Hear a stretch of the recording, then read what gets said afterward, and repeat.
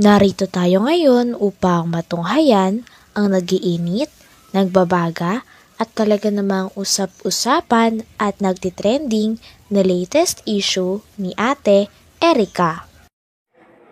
Sa pagpapatuloy ay narito muli si Kalingap Val Santos Matubang upang pag-usapan ang issue sa pagitan ni Ate Erica at ng kanyang pamilya, lalong-lalo na sa kanyang lolo na si Lolo Miguel.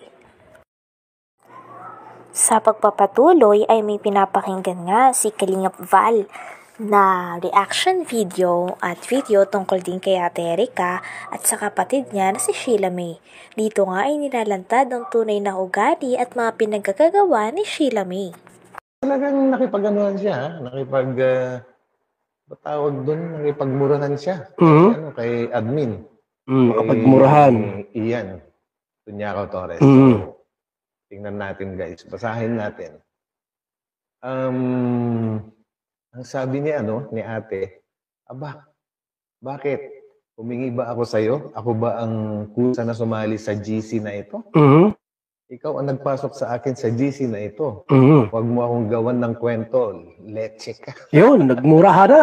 Yan mo ang sabi ni May. Ayun, nagalit na tuloy ngayon sa si admin. Mas leche ka. Manggagamit. 1 taon lumayas ka na dito. Yan Ang ginagawa mo dito. Pag pinagbabawalan mo pa kami na mag-post para hindi kayo mabash. Ipinagtatanggol kayo. Ano ang ginawa nyo? Puch ka. Yung parang ganun.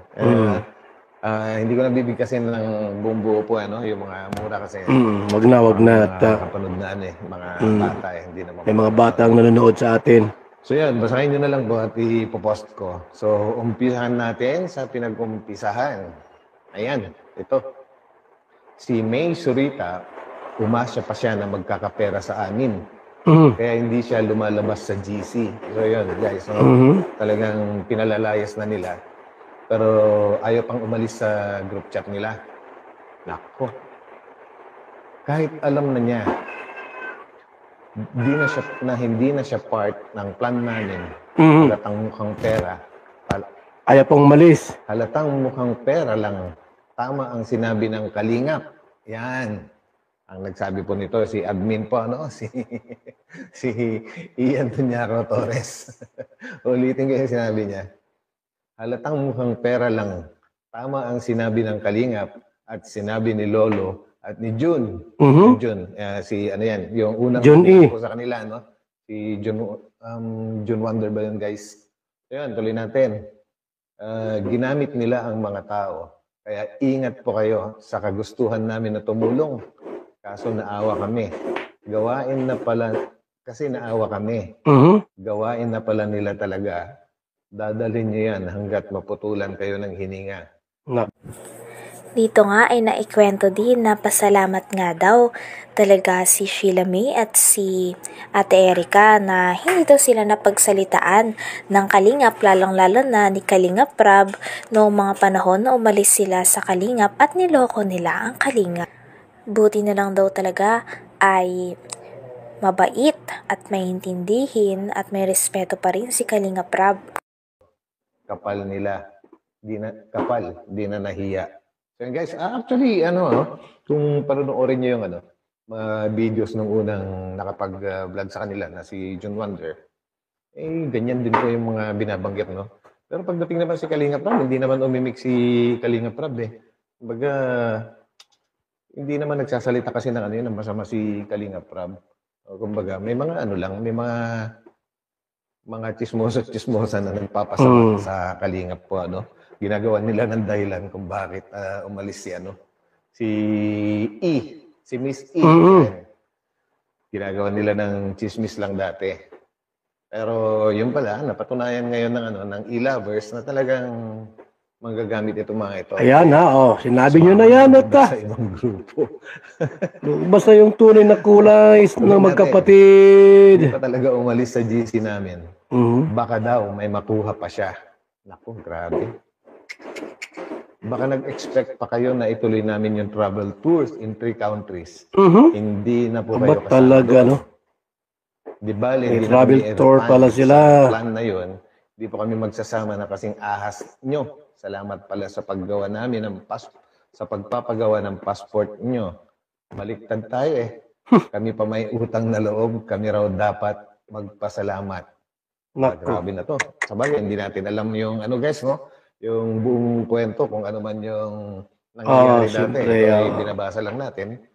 Yung mga post nila na may nagpadala naman sa atin. Siya So nga. guys, ituloy po natin.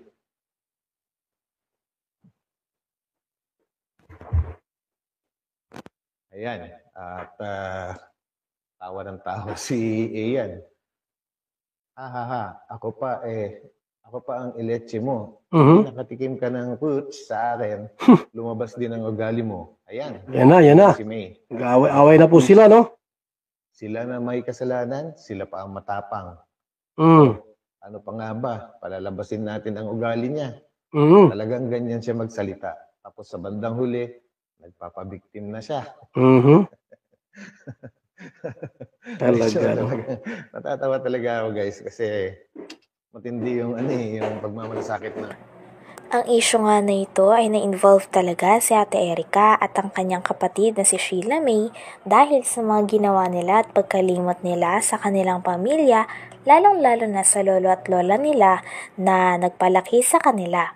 Ngunit isa pa sa nadawit din sa issue na ito ay ang sarili nilang nanay. Talagang may kinalaman din pala ang mama nila Ate Erica at ni Sheila May sa mga desisyon at pinagkagagawa nila sa buhay nila. Sinabi nga ni Lolo Miguel nakaraan na konsentidor daw ang mama nila. Pwes na. Yung magkapatid talaga yung Salarin. masama. Yan na. Guys, tuloy natin.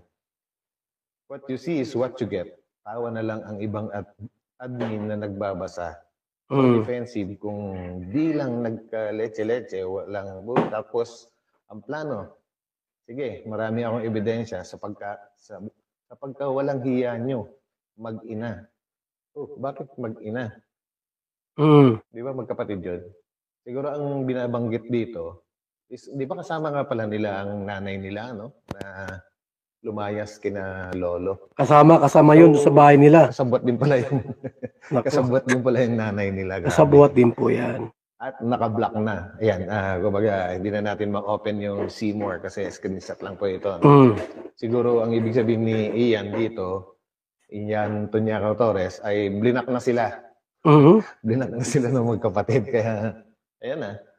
Wala na. Grabe grabe yung mga pangyayari. Grabe talaga. Sabi naman ulit ni Miss Ian, no? Ngayon, naniniwala na ako sa lolo nila at sa Kalinga. Ayun, ha? Kasi aim nilang tumulong, tapos tinalikuran sila ni Erica. Siya nga.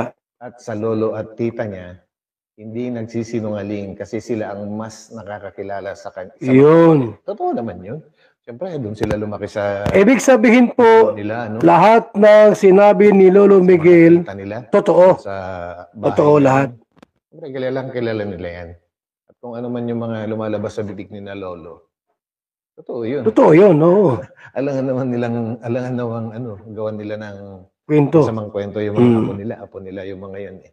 Tama. Saka ang kinasasama kasi ng loob ni lolo dati is yung hindi man lang sila dumalo sa hospital, no? Nung hospital ngayong lola nila, bagkos. Nung pag-uwi ng lolo nila sa bahay na yon, hindi niya ina-expect na wala na yung dalawang apon niya na yon, lumayas na. Dala-dala lahat mga gamit. Hindi man lang nagpaalam. Pakabuting mga apo talaga, Grabe. Ay, nako. Buhay talaga. So yan guys, no, ituloy natin. Hanggang dito na lamang muna ang ating nag-iinit, nagbabaga, pinag-uusapan at talaga namang nagtitrending na latest issue ni Ate Erica. Maraming salamat sa inyong panunood. Hanggang sa muli. Bye!